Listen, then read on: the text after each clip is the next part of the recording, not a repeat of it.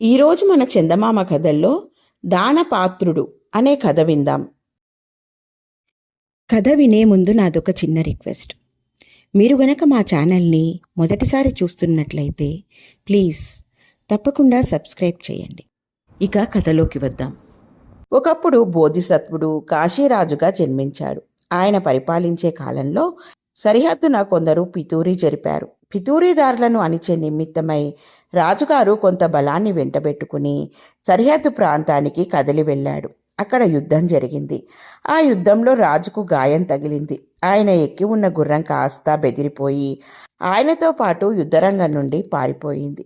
కొద్దిసేపట్లో రాజు గుర్రంతో సహా ఒక సరిహద్దు గ్రామంలోని రచ్చపట్టును చేరుకున్నాడు. ఆ సమయంలో అక్కడ గ్రామంలోని 30 గడపల వాళ్ళు చేరి గ్రామ వ్యవహారాలు మాట్లాడుకుంటున్నారు. కత్తీడాలు కవచము ధరించి యోధుడి వేషంలో రాజు అక్కడ ప్రత్యక్షమయ్యేసరికి రచ్చపట్టులో చేరిన వారంతా భయపడి చెల్లాచెదురుగా పారిపోయారు. ఒక గ్రామస్తుడు మాత్రం అక్కడి నుండి కదలలేదు. ఆ గ్రామస్తుడు రాజును సమీపించి, నీవు పితూరీదారువా, రాజుపక్షం వాడివా అని అడిగాడు. అయ్యా, నేను రాజుపక్షమే అని రాజు జవాబు చెప్పాడు. ఆ మాట విని గ్రామస్తుడు తృప్తిపడ్డట్టు కనబడి, అయితే మా ఇంటికి పోదాన్రా అని రాజును తన అతిథిగా తీసుకుపోయి తన భార్య చేత ఆయన కాళ్ళు కడిగించి భోజనం పెట్టించి అతిథి మర్యాదలన్నీ చేయించాడు. తరువాత రాజు ఎక్కి వచ్చిన గుర్రానికి ఆ గ్రామస్తుడు తానే స్వయంగా నీరు పెట్టి దానా వేశాడు. రాజు ఆ గ్రామస్తుడి ఇంట 4 రోజులు అతిథిగా ఉండి తనకు కలిగిన గాయాలను మాన్పుకున్నాడు. ఈ లోపలే ఆయన సైనికులు పితూరీని అణిచివేయడం జరిగింది. రాజు కాశీనగరానికి తిరిగి వెళ్ళిపోతూ గ్రామస్తుడికి తన కృతజ్ఞత తెలుపుకుని, అయ్యా, నేను కాశీనగరవాసిని. మా ఇల్లు కోట ఆవరణలోనే ఉన్నది. నాకొక భార్య, 2 కుమారులు ఉన్నారు. మీరు కాశీనగరానికి వచ్చి కుడి చేతి వైపున ఉండే ఉత్తర ద్వారం దగ్గర కాపలావాణ్ణి, మహాశ్వారోహుడి ఇల్లెక్కడా అని అడిగితే వాడు మిమ్మల్ని మా ఇంటికి తెస్తాడు. మీరు మీ చిత్తం వచ్చినంత కాలం మా ఇంట అతిథిగా ఉండవచ్చు అని చెప్పాడు. తరువాత రాజు తన బలాలను చేరుకుని కాశీనగరానికి తిరిగి వెళ్ళిపోయాడు. ఆయన ఉత్తర ద్వారపాలకుణ్ణి పిలిపించి వాడితో రహస్యంగా, ఒరే, ఎవరన్నా నీ వద్దకు వచ్చి మహాశ్వారోహుడి ఇల్లెక్కడా అని అడిగితే ఆ మనిషిని సగౌరవంగా నా దగ్గరికి తీసుకురా అని చెప్పాడు. ఆ గ్రామస్తుడు వస్తాడని రాజు ఎంతో కాలం ఎదురు చూశాడు. కానీ అతడు రానేలేదు. అతన్ని ఏ విధంగానైనా రప్పించాలనే ఉద్దేశంతో రాజు తన మంత్రులతో చెప్పి ఆ సరిహద్దు గ్రామం మీద కొత్త పన్నులు వేయించాడు. అప్పటికి గ్రామస్తుడు రాజు వద్దకు రాలేదు. మరికొంతకాలం చూసి రాజు ఆ గ్రామం మీద మరొక కొత్త పన్ను వేయించాడు. ఈ విధంగా 2-3 సార్లు జరిగాక ఆ గ్రామంలో ఉండే మిగిలిన వాళ్ళు గ్రామస్తుడి దగ్గరికి పోయి, ఈ పన్నులతో చచ్చిపోతున్నాం. కాశీనగరంలో ఎవరో నీ మిత్రుడున్నాడని చెప్పావు కదా, నీవు వెళ్ళి ఆయనను చూసి పన్నులు ఇచ్చుకోలేక మనం అందరం నానా అగచాట్లు పడిపోతున్నామని మొరపెట్టి వీటిని తీసివేయించలేవా అన్నారు. నా స్నేహితుణ్ణి చూడడం కష్టం కాదు, కానీ ఆయన దగ్గరికి వట్టి చేతులతో ఎలా వెళ్ళేది? ఆయనకొక భార్య ఉన్నదిట, 2 కొడుకులు ఉన్నారట. అందరికీ బట్టలు తీసుకుపోవద్దా? ఆయన భార్యకు కానుకగా నగా నట్రా తీసుకుపోవద్దా?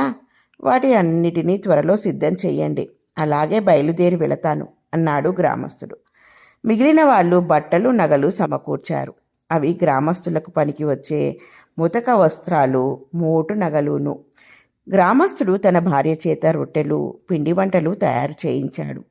తాను తీసుకుపోయే వస్తువులన్నీ ఒక మూట కట్టి వెంట తీసుకుని బయలుదేరాడు. కొంతకాలానికి అతడు కాశీనగరపు కోట చేరి కుడివైపున ఉండే ఉత్తర ద్వారం సమీపించి అక్కడ ద్వారపాలకుణ్ణి, బాబు, నేను మహాశ్వారోహుడి ఇంటికి వెళ్ళాలి, దారి ఎటు అని అడిగాడు. తక్షణమే ద్వారపాలకుడు గ్రామస్తుణ్ణి తన వెంటబెట్టుకుని రాజుగారి అంతఃపురానికి తీసుకుపోయి రాజుగారి ఎదుట పెట్టాడు. అతన్ని చూసి రాజుకు పరమానందమయ్యింది. గ్రామస్తుడు తన కోసం తెచ్చిన తినుబండారాలను ఆయన తన భార్య చేత, కుమారుల చేత, తన మంత్రి సామంతుల చేత తినిపించి తాను కూడా తిన్నాడు. అతను తెచ్చిన ముతక బట్టలను తన భార్యా బిడ్డల చేత కట్టించి తాను కూడా కట్టుకున్నాడు. తరువాత ఆయన తన అతిథికి మేలైన పట్టుబట్టలు కట్టబెట్టి తన పాకశాలలో తయారైన భోజనమే అతనికి పెట్టించాడు. తన గ్రామం మీద వేసిన పన్నులు తీయించడానికి అతడు వచ్చాడని తెలిసి రాజుగారు ఆ పన్నులను రద్దు చేయవలసిందిగా మంత్రులకు ఉత్తర్విచ్చాడు. తరువాత రాజు సభ చేశాడు. ఆ సభలో మంత్రి సామంతులందరి సమక్షాన రాజు ఆ గ్రామస్తుణ్ణి తన అర్ధరాజ్యానికి రాజుగా ప్రకటించాడు. ఈ గ్రామస్తుడు వచ్చిన క్షణం నుండి రాజుగారు అతడి పట్ల చూపుతూ వచ్చిన ఆదరం మంత్రులు మొదలైన వారికి కొంచెం కూడా నచ్చలేదు. అతడికి అర్ధరాజ్యం పట్టం కట్టడం వారి దృష్టిలో చాలా అవివేకంగా కనిపించింది. కానీ రాజుగారికి ఎదురు చెప్పడానికి వారికి సాహసం లేకపోయింది. అందుకని వారు రాజకుమారుణ్ణి చేరదీసి, నాయనా, మహారాజు గారు నీకు చాలా అన్యాయం చేస్తున్నారు. నీకు చెందవలసిన రాజ్యంలో సగభాగం నిష్కారణంగా ఈ అనాగరికుడికి కట్టబెడుతున్నారు. ఇందుకు గాను మహారాజు గారి దగ్గర ఆక్షేపణ తెలుపుకోవలసిన వాడవు నీవే అంటూ ఆ కుర్రవాడికి బాగా బోధించి పంపారు. రాకుమారుడు తండ్రి దగ్గరికి వెళ్ళి వాళ్ళు చెప్పినట్లే తన ఆక్షేపణ తెలిపాడు. అంతా విని రాజు, నాయనా, ఇది నీకు కలిగిన ఆలోచన కాదు. నన్నిప్పుడు అడిగిన ప్రశ్న సభలో అడుగు, అప్పుడు నీకు నేను తగు విధంగా సమాధానం చెబుతాను అన్నాడు. రాజకుమారుడు ఆ ప్రకారమే నిండు సభలో తండ్రిని, ఈ గ్రామస్తుడికి మీరు అర్ధరాజ్యం ఇవ్వడానికి కారణమేమిటి అని అడిగాడు. వెంటనే రాజు, కుమారా, ఈ గ్రామస్తుడు ఒకప్పుడు నాకు ప్రాణదానం చేశాడు. ఆ సంగతి నీకు తెలియదు అంటూ సరిహద్దున పితూరి జరిగిన సమయంలో గ్రామస్తుడు బాగా గాయపడిన తనను కాపాడిన వృత్తాంతమంతా వివరంగా చెప్పాడు. ఆ తరువాత ఆయన ఇంకా ఇలా అన్నాడు. అపాత్రుడికి దానం చేయడం ఎంత తప్పు, పాత్రుడికి దానం చేయకపోవడం కూడా అంతే తప్పు. నేను రాజునని ఎరగకుండానే ఈ గ్రామస్తుడు నా పట్ల విశ్వాసం చూపాడు. నేను రమ్మని ఆహ్వానించినప్పటికీ ప్రత్యుపకారం పొందే ఉద్దేశం ఏమాత్రమూ లేని కారణం చేత అతడు రానేలేదు. చివరకు గ్రామక్షేమం కోరి మాత్రమే బయలుదేరి వచ్చాడు. నా అర్ధరాజ్యానికి ఇంతకంటే అర్హుడెవరు? ఈ మాటలు విని మంత్రి సామంతులందరూ సిగ్గుపడ్డారు. రాకుమారుడు తను చేసిన పొరపాటు గ్రహించాడు. అతడికి తండ్రి మాటలు చాలా సంతోషం కలిగించాయి. ఆనాటి నుండి రాజు తన జీవితాంతం వరకు ఆ గ్రామస్తుణ్ణి ఎంతో ఆదరంతో చూశాడు. ఇలా ఉంది ఫ్రెండ్స్ ఈ కథ.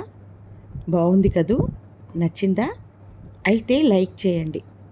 మీ బంధువులకు, స్నేహితులకు ఈ కథలను షేర్ చేయండి. మరిన్ని మంచి మంచి కథల కోసం మా ఛానల్ను తప్పకుండా సబ్స్క్రైబ్ చేయండి. మరొక మంచి కథతో మళ్ళీ కలుద్దాం. ఉంటాను మరి.